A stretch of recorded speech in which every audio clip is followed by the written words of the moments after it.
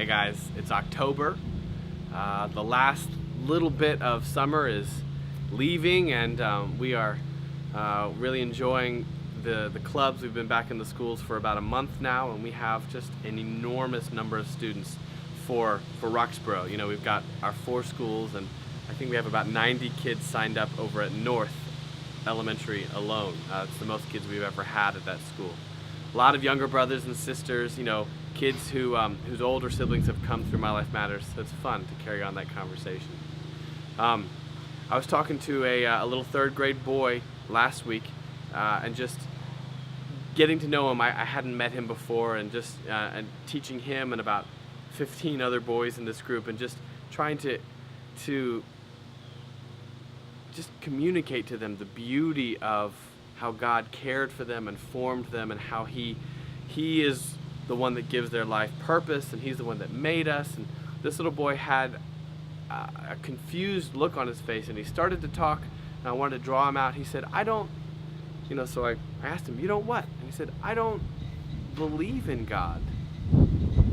And, you know, in this part of the country, I don't run into that very often. I run into a different kind of blindness, you know, kids who are in church, or they just sort of generally believe in their own good works, and they don't necessarily have a relationship with Jesus, you know. But this was different, you know. It felt like the foundation was not even there at all, and just I didn't want to bulldoze him. I just wanted to draw him in, but lay a new foundation and say, hey, you know, who made you, and who keeps us anchored on this planet, and who has given your life purpose? Like, how do you get up without having some kind of plan for your day, and getting that purpose from God?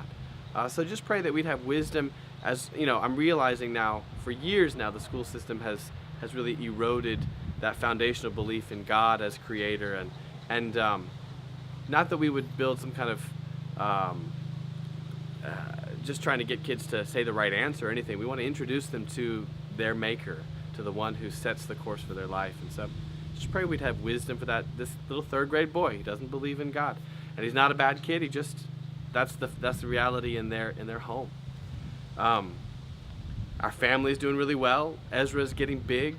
Peter and Noah are I'm going to start taking them along with me, Peter especially, to some of the school clubs, and just pray that as Ezra gets a little bit older, a little more self-sufficient, that we would really balance how much we take on, how much we run around. You know, God has been so good to provide for us and to care for us in this season.